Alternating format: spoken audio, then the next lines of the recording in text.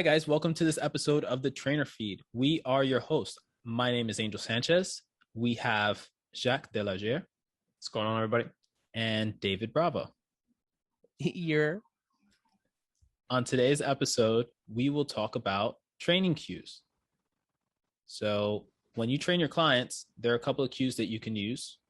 And some cues respond better to, or certain clients respond better to certain cues than others.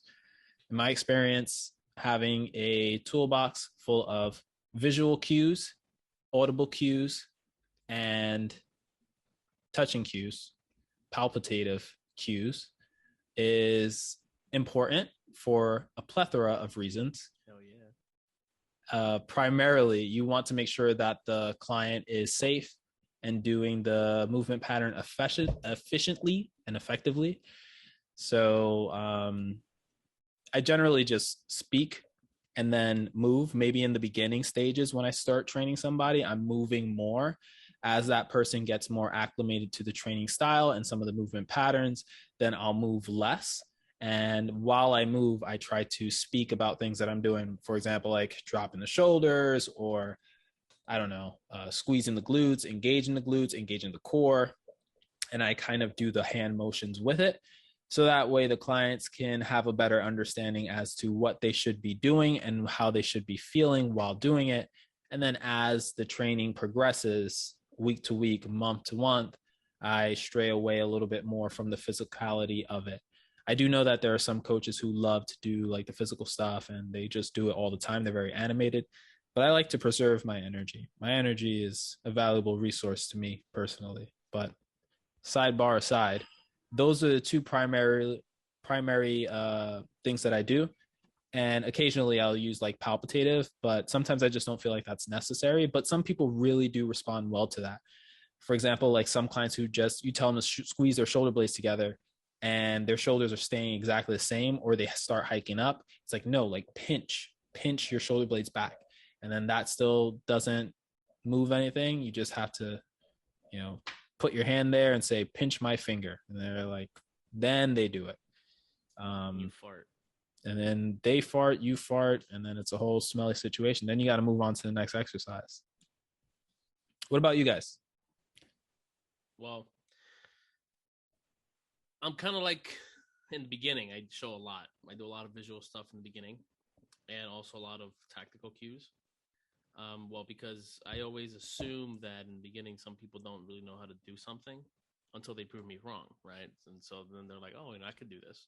And later on, like you said, Angie, you start sort of like backing off a little bit because eventually they need to know how to do it themselves. And I would only say something if they do something really wrong, and even then, usually sometimes they would like correct themselves, which is great because it just shows you that they're learning, right? They're learning how to feel when something's off and then they'll fix it. I also, sidebar, wanted to notice Jacques' beard. Yo, got that Rogaine. Okay. Oh, yeah. All right. Anyway. That's mad funny. Because I see it. It's like, it looks like old school. You remember old school Jacques? Yeah, old school Jacques. You see the pictures from 2014, 2015? Stuff was unbearable. Yeah, well, wow. Yeah, well, we need to get you some beard oil and a brush. I've been using beard oil and a brush. Yeah, ain't that bad. I'm gonna shave off tonight, though. I think. Get out. It's itchy as hell. You suck it up for another when week, when you had your whole big, it was super long. All I kept thinking was, my skin's so itchy. My man had a cat stapled to his face. It's itchy for the beginning, and then it goes away. Then you get used to it. It's kind of going away, but it's kind of still there. So we'll see. But you get all your food stuck in there as well, which annoys me. So that's why you little snacks. Your fucking face. All right, that's the cookies safe for later. Little Lenny's cookies. Larry's cookies. Larry's cookies every day, man. Larry's cookies are disgusting, bro. I don't know how you eat those.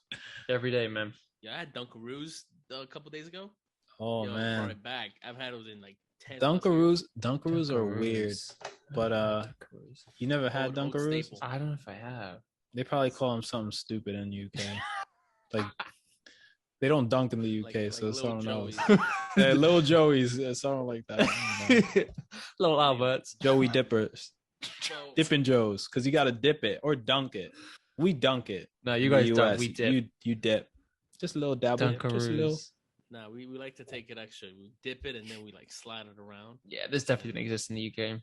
Put it Yeah, in you got to the- get all the sugar All stuff the E out. numbers. You're supposed to be a lot healthier anyway. Anyway, yeah. So over time, especially when you have Zoom clients now, it gets to the point where you really can't touch them. So you got to learn how to cue, and then you also got to learn how to look at them from a different angle. But you do have the couple people that you do have to, touch your shoulders every time. You have to, reiterate everything, which is fine. There's nothing wrong with that. But just everybody's different. Everyone's body's different, and it comes down to the coach to know what responds or what they respond better to, so you won't keep them in the dark. Sounds good. All I was gonna say was, I think if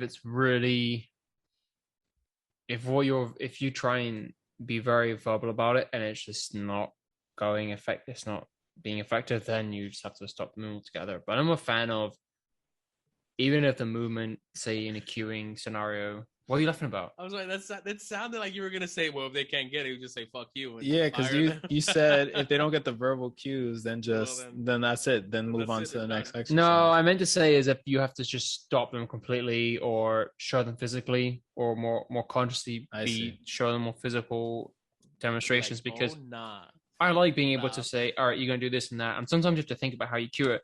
But also I found myself someone asking, oh, should I think of this? And in my head, I think, oh, I should have said that in the cues, and I didn't, it makes a lot of sense. But I try and we spoke about a ton when in COVID being virtual made us be more, or at least work more on the verbal cueing. So that's definitely helped.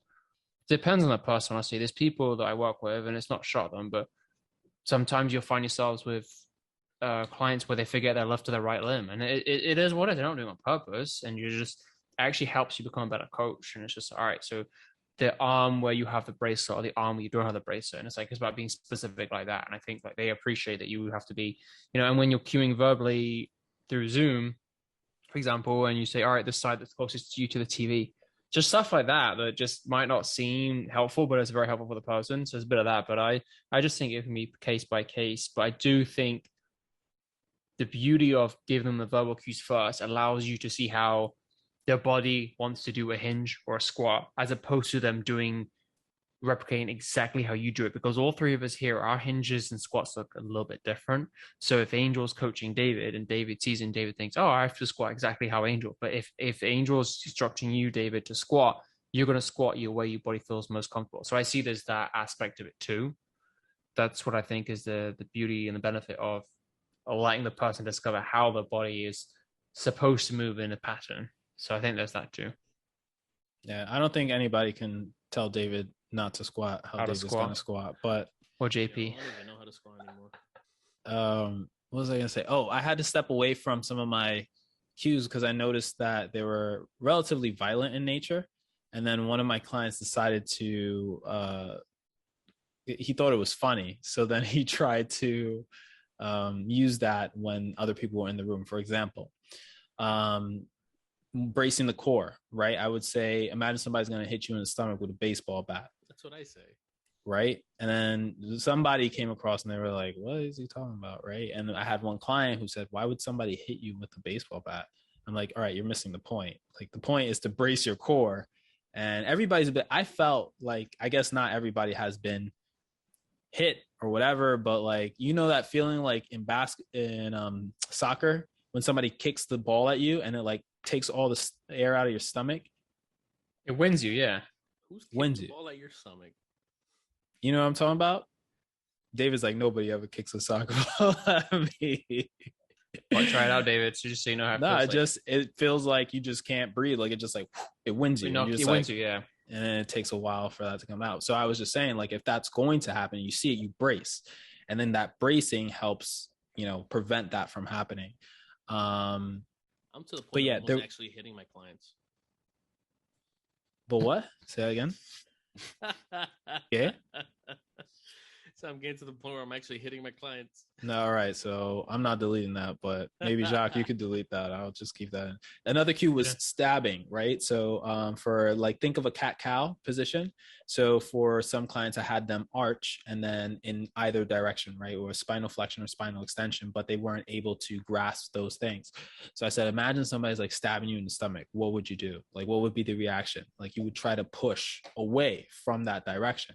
And that client did that. And I was like, okay, that's perfect. And then I was like, all right, the other way around. Somebody stabs you right there in the back. What would you do? And then the back moves in the other direction. And it's like, okay. But then I realized that it was violent in nature when he brought it to my attention by trying to capitalize on that when other people were in the room. Oh, do the stabbing, because he was like doing the motion. He was like, I'm not getting it. Do the stabbing motion. Tell me I'm gonna get stabbed or something like that. I was like, come on, dude. Like, people are in the room. But yeah, having verbal cues really help, and making sure that the client knows what they're doing and how to do it the most effectively. And there are going to be a whole bunch of cues. I learn different cues every day. And just when you think you learned enough, there's always one or two more. And it just keeps going and going. Nice. Cool. So other than that, that's pretty much all I got to say on that topic. You guys got any additional notes? Oh, I think a couple of other things. When Diana was training that client who is blind, like I noticed some of the things that she did in order to help keep him safe. And I was really impressed just off the bat, just having the ability to be able to coach somebody who's blind. He's impressive, full stop, that guy. He walks in the snow. This guy was walking to the gym in the snow. Yeah. And I had people saying, snowing, I don't want to come in. This guy is goddamn blind and he's walking in the snow to go to the gym. That really put perspective on things. I shared that story with my other clients and they were like, we don't really have an excuse. It's like, you don't. He's no joke. But seeing Diana train him was really impressive because she also had him to the point where he was doing complex movements, like half kneeling chops and things where if you had me close my eyes and do a half kneeling chop with some resistance, I would definitely fall. Right. Yeah. But this guy was doing all that stuff and he was able to manage. He was putting the weight on the barbells and he was like putting the clips on and everything, which is, you can't fake the funk. A lot of my clients, they say, oh no, I'll put it on the other side. And then it's just like, they don't do it. And I'm like, well, somebody's got to put the weight on the bar and then you do it out of convenience. But that guy was real deal Holyfield. And it was very impressive to see Diana train him and have observe some of the cues that she used in order to train him. That was really impressive to see from a coaching perspective. So I always love to see that. And that's it. Cool. Yeah, it was a phenomenal job with him. It really makes you reinforce, as everything you just said, how coaching was just reinforced another level, having to work with someone who cannot see, right? All those verbal cues. But yeah, it was impressive for sure. All right, so we're going to keep this one short. So we'll wrap it up here and we will catch you guys in the next one. Okay, well, guys. Peace. Bye.